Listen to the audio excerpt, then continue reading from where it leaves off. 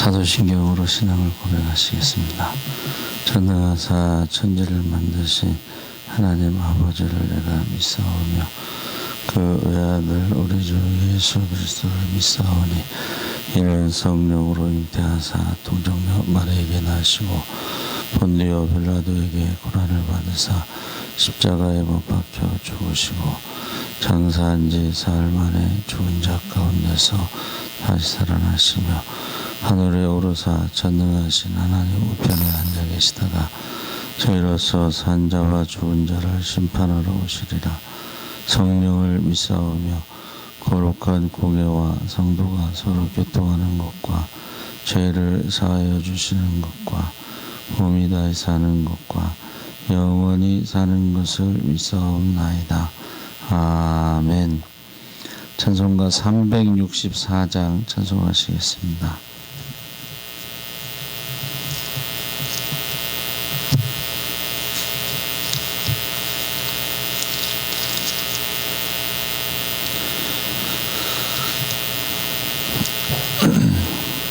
(364장) 찬송하시겠습니다. 내 기도하는 그 시간 그때가 가장 즐겁다. 이 세상 근심 걱정에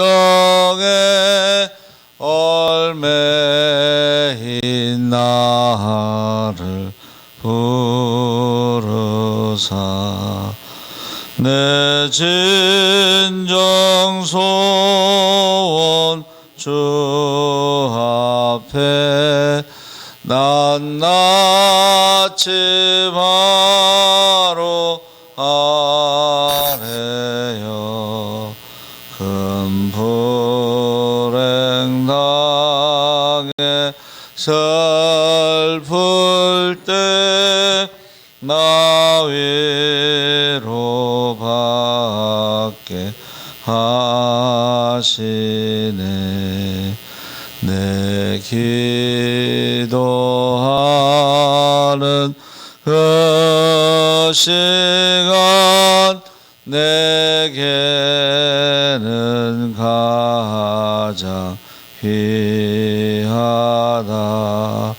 저 광야 같은 세상을 끝없이 방황하면서 위태한 길로 나갈 때 주께서 나를 이끌어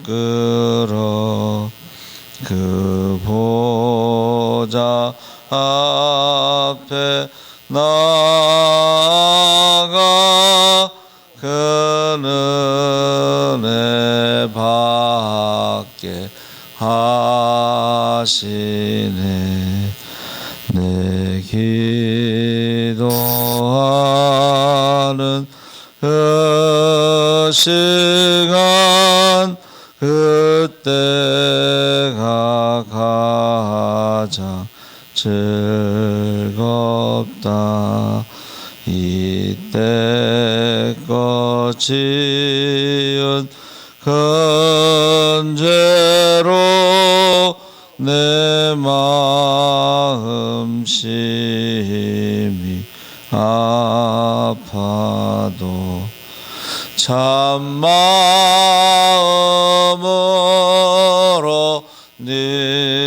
뉘우쳐 다 숨김없이 아뢰면 주 나를 위해 복주사 새 은혜 부어 주시네. 내 기도하는 그 그 시간 그때가 가장 즐겁다. 주 세상에서 일찍이 저 요란한 곳 피하여 빈들에서나 산에서 온 밤을 새워 지내사 주의 친히 기도로 큰 본을 보여 주셨네. 아멘. 하나님 말씀은 민수기 10장 29절에서 36절까지 말씀을 보겠습니다. 212쪽에 있습니다.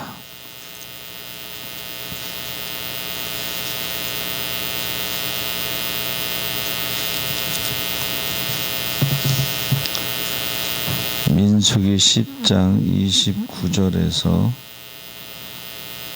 36절까지 다 같이 읽겠습니다.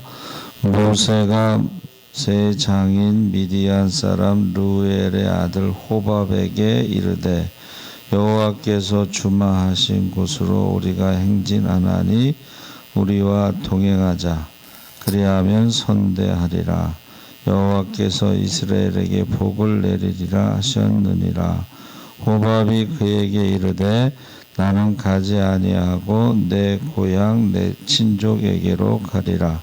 모세가 이르되 청하건대 우리를 떠나지 마소서.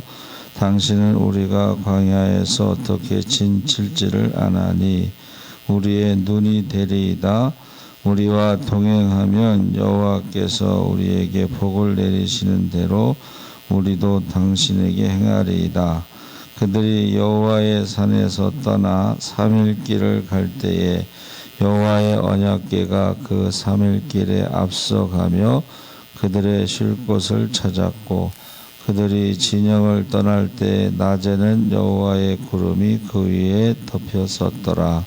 걔가 떠날 때에는 모세가 말하되 여호와여 일어나사 주의 대적들을 흩으시고 주를 미워하는 자가 주 앞에서 도망하게 하소서 하였고 걔가 쉴 때에는 말하되 여호와여 이스라엘 종족들에게로 돌아오소서 하였더라. 아멘. 할렐루야. 네, 좋은 아침입니다. 잘 오셨습니다. 감사합니다. 여호와여 돌아오소서라는 제목으로 말씀을 하려고 합니다. 그 뒤에 그 난로를 피는 게 좋을 것 같은데 이게 인버터라는 것이요 에어컨을 반대로 하는데 뒤에가 얼면 제상하는 기간 동안에 찬바람이 나와요. 예. 애굽의 왕자였던 모세가 나이 40이 되어 자기 민족을 구원하려고 하다가 발각돼서 미디안 광야로 도망을 쳤습니다. 그곳에서 미디안 제사장 이드로 또 루엘이라고 하는 사람을 만나는데 루엘은 하나님의 친구란 뜻이고 미디안 제사장 이드로의 딸 십보라와 결혼을 했습니다. 그래서 40년을 산 모세가 이제 나이 80세 늦은 나이에 시내산에서 그 장인의 양을 치면서 서쪽으로 이동하다가 시내산에 도착합니다. 그곳에서 하나님을 만났습니다.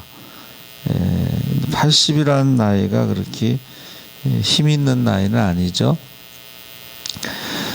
그런데 그래서 이스라엘 백성을 구원하라는 명령을 받습니다. 그래서 어려운 결단의 과정을 거쳐서 애굽에서 이스라엘 민족을 구원하여 광야로 돌아오는데 3개월 동안 행군한 결과 다시 시내산으로 왔습니다. 그래서 그것이 시내산에서 정확하게 이제 11개월 동안 머물면서 율법 10계명과 율법을 받고 인구조사를 통해 조직으로 군대 조직으로 이스라엘을 조직하고 성막을 만들었습니다. 그러니까 11개월 동안 머물면서 그래서 광야를 지나 가나안까지 가는데 철저히 준비를 시키셨는데 수많은 사람들을 오랜 기간 광야에서 어려운 일을 이게 먹을 것도 없고 마실 것도 없고 길도 없고 근데 이게 싸움에 나갈 만한 20세 이상 60만 3,550명을 인도한다는 것이 굉장히 어렵죠. 그리고 이 애굽에서 430년 동안 노예 생활을 한 사람들은요 시키는 일만 해요. 그리고 무슨 어려운 일이 있을 때 자기 스스로 그것을 해결할 수가 없어요. 시키는 일만 했기 때문에. 그래서 두 번째 유월절을 지킨 후에 광야로 가는데 규칙이 몇 가지가 있습니다. 첫째는 그 하나님의 임재의 상적인 성막 위에 항상 구름이 있었는데 그 구름이 떠오르면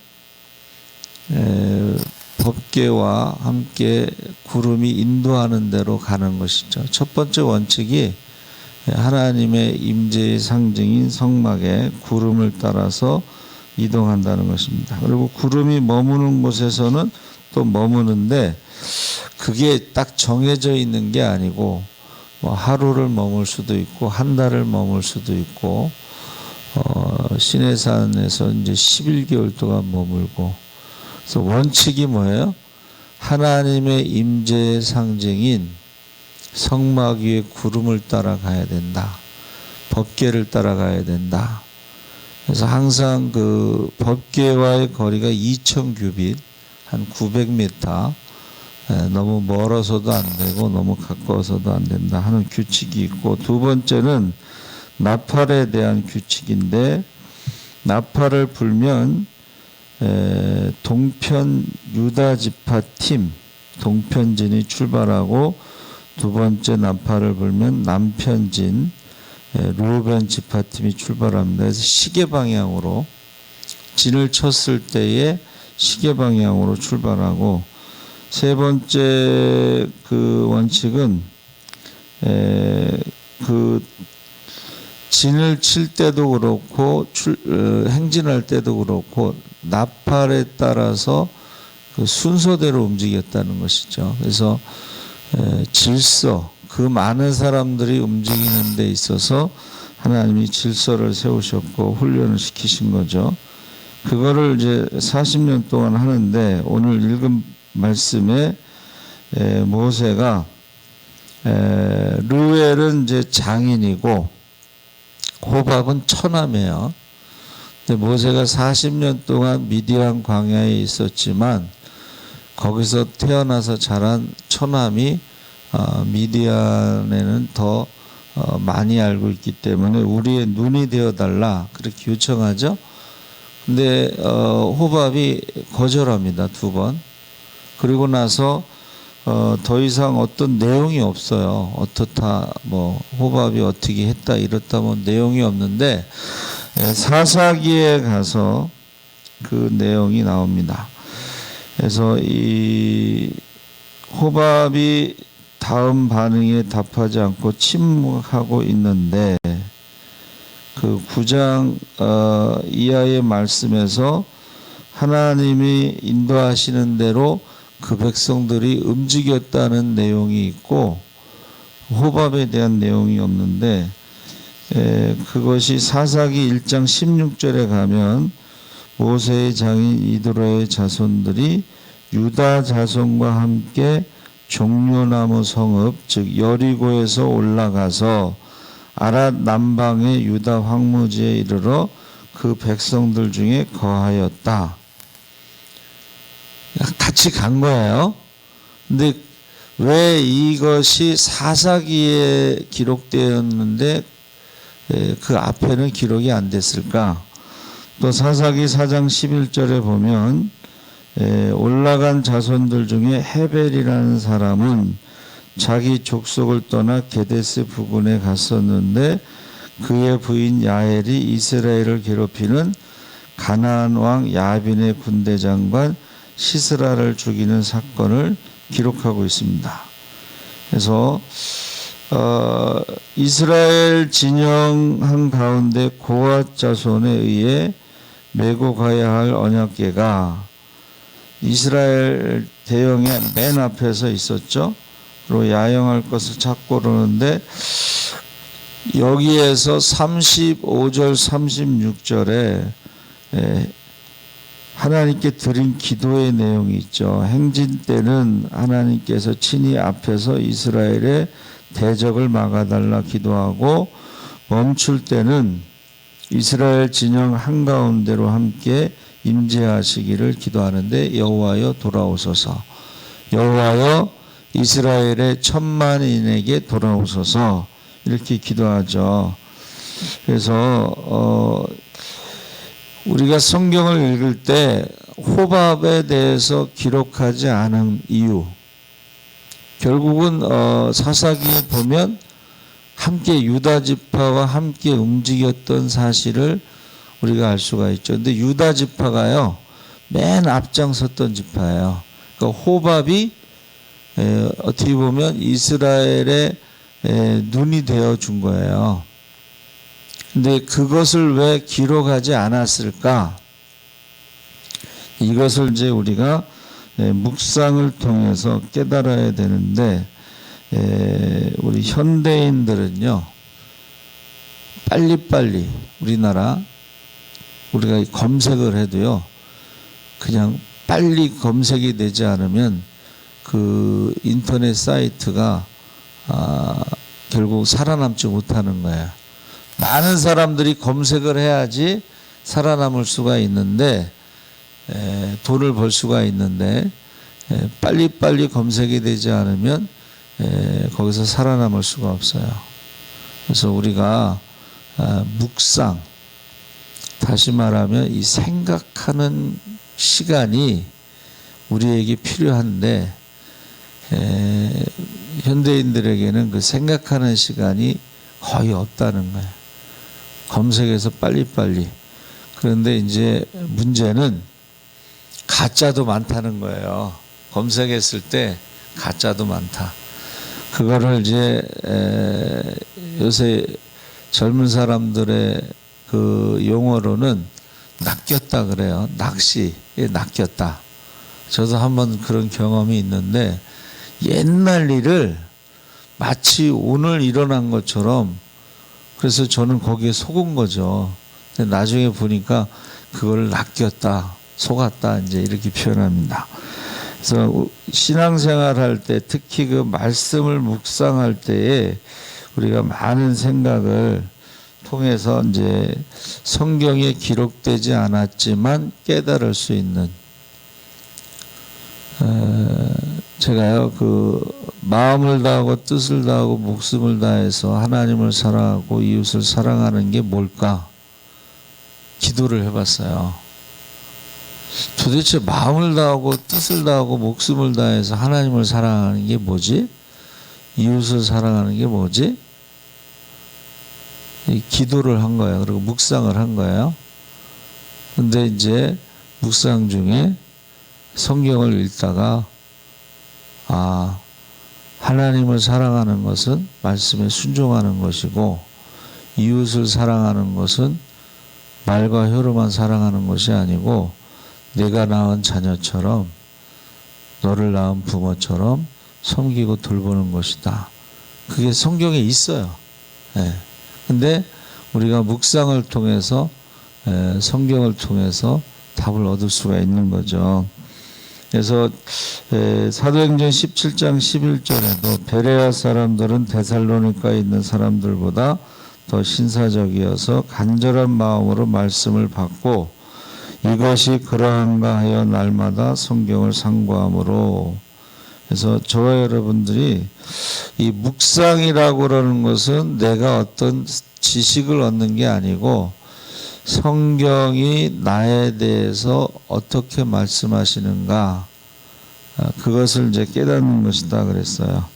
그러니까 지식을 습득하는 과정이 아니고 생각하고 말씀을 가지고 하나님께로 나아가서 그 말씀을 통해서 자기 자신을 보는 것이 묵상이다.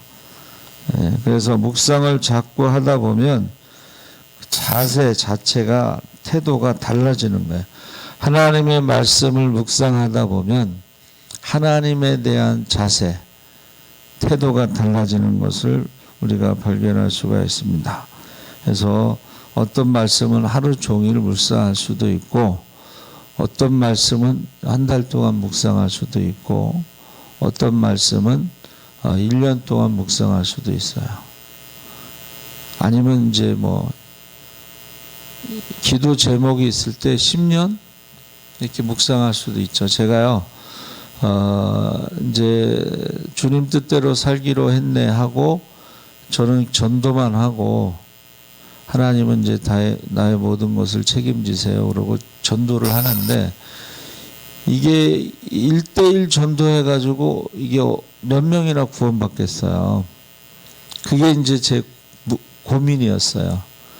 하나님, 이렇게 전도해가지고 몇 명이나 구원받겠습니까? 그거를 한 10년 이상 묵상을 한 거예요. 질문을 계속 한 거예요. 근데 어느 날 여름 휴가 때요, 한사랑교회에서 하는 그 부흥이라고 하는 주제로 그 메시아 신학교 부학장이 와서 부흥회를 했어요. 이제 거기 참석하게 됐는데 그 사람들은 참 멋있어. 유대인인데, 메시아 신학교가 유대인들이 세운 신학교인데 통성 기도를 지키고요. 드럼을 치더라고. 드럼을 쳐요. 근데 거기서 응답받은 게 뭐냐면 니느웨 성이에요. 니느웨 성. 때가 되면, 추수 때가 되면 1대1 전도가 아니라 하나님의 회개의 영이 임하면 성 전체가 회개하고 구원받는 영원 추수 때가 온다는 게 이제 응답받은 거예요. 아, 1대1 전도가 아니라 하나님의 영이 임했을 때에 회개의 영이 임하면 니느웨 성 전체가 회개한 것처럼. 그래서 기독교 역사에 부흥의 역사가 있잖아요. 그거는 도시 전체에 회개의 영이 임하면 사람들이요, 길거리 가다가도 심판에 대한 두려움, 지옥에 대한 두려움으로 길거리 가다가도 막 회개를 하는 거예요. 근데 그런 장면이 요즘 연출된 게 뭐냐면, 외국 같은 경우에 우한폐렴 때문에 기독교인들이 길거리에서 무릎 꿇고 기도하는 그런 장면이 뉴스에 나왔어요. 그러니까 저와 여러분이 지금 기도해야 되는 것은 예수님이 재림하시기 전에 회개의 영이 임하면 영원 추수의 그런 사건들이 일어나는데, 도시 전체, 나라 전체. 그러니까 지금 이스라엘이 홍해를 건넌 것을 뭐라고 표현했어요? 이스라엘 민족 전체가 세례를 받았다, 그렇게 표현했어요. 홍해를 건너기 전에는 노예의 모습이었지만 홍해를 건넌 다음에 하나님을 찬양할 때는 그들이 하나님의 백성으로 거듭난 거예요. 우리가 지금 그것을 놓고 기도를 해야 된다 하는 거죠. 그래서 지금 백성들을 광야로 데리고 갔을 때 수많은 문제가 있었지만 그 문제에 대해서 이제 가장 큰 문제 중에 하나가 뭐냐면 재판하는 거예요. 아침부터 저녁까지 하루 종일 모세가 재판하는데 이게 얼마나 힘들어요. 그러니까 이드로가 와서 천부장, 백부장, 뭐 십부장을 세워서 그렇게 해야지 너도 살고 백성도 산다. 그렇죠? 그래가지고 이제 그 말을 듣죠. 그러니까 이드로 장인의 말에 도움을 받기도 하고 처남의 말에 도움을 받기도 하지만, 그러나 우리가 모세가 기도한 것을 보면 행진할 때는 적들을 하나님이 물리쳐 주시고 적들이 도망가게 하시고, 멈추었을 때는 하나님이 우리와 함께 하시는 임재에 대해서 돌아오소서 하는 그 기도를 하잖아요. 그러니까 우리가 여기서 중요한 것이 뭐냐면, 할 수만 있으면 모든 사람과 화목한 것이 하나님 말씀이지만, 동행한다고 해서 호밥을 의지하지 않았다는 것을 성경에서는 가르쳐 주기 위해서 호밥에 대해서 더 이상 기록하지 않았다. 그러니까 저와 여러분이 신앙은 하나님과 동행인데, 모든 사람과 화목하지만 같이 가지만 함께 하나님을 의지하고 따라가는 것이지 그 사람을 의지하는 게 아니라는 것을 성경에서 가르쳐 주기 위해서 더 이상 기록하지 않았다 하는 것입니다. 그러니까 저와 여러분이 이 사람들과 동행하고 같이 가는 것은 이 공동체가 함께 움직이고 공동체가 함께 하나님의 임재를 경험하고 인도하심을 경험하는 역사는 되지만, 결국 성경이 말하고 싶은 것은 하나님만 의지했다는 것을 말하기 위해서 더 이상 호밥에 대해서 기록하지 않았다는 거예요. 함께 경험하는 것은 중요한 거예요. 하나님의 임재를 함께 경험하고 하나님의 인도하심을 함께 경험하고 하나님의 공급하심을 함께 경험하는 것은 굉장히 중요한 것이지만, 그렇다고 해서 그 사람들을 의지하는 것은 아니라는 거예요. 그래서 저와 여러분이 우리가 이 동행이라는 말이요, 따라간다는 뜻이 있어요.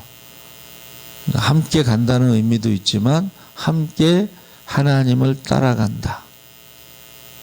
함께 하나님을 의지한다. 그게 이제 동행이라는 의미가 되겠습니다. 그래서 사람 의지하지 말고 하나님만 의지하는데, 그 함께라는 말이 함께 경험한다. 그래서 이스라엘 사람들이 다 홍해를 건넜을 때에 그 사람들이 다 증인이 되는 것이고, 이스라엘 사람들이 함께 만나를 먹었을 때 그 사람들이 다 증인이 되는 거죠. 그래서 저와 여러분이 함께 주님을 따라가는, 함께 주님을 체험하고 함께 주님의 증인이 되는 저와 여러분 되시기를 바랍니다. 아멘. 살아계신 하나님 아버지 감사합니다. 우리 박용 권사님 10의 1조를 드렸습니다. 하나님께서 약속하신 대로 하늘문을 열고 쌓을 것이 없도록 부어주시고, 10의 1조가 하나님의 가족들을 돌보는 데 쓰이게 하시옵소서. 고아와 가부와 나그네와 병든 자와 옥에 갇힌 자와 레위인들을 돌보는 데 쓰임받게 하시고, 또 하나님 나라가 확장되게 하시고 구원받는 자의 수가 날마다 더하게 하여 주시옵소서. 감사하며 예수님의 이름으로 기도하옵나이다. 아멘.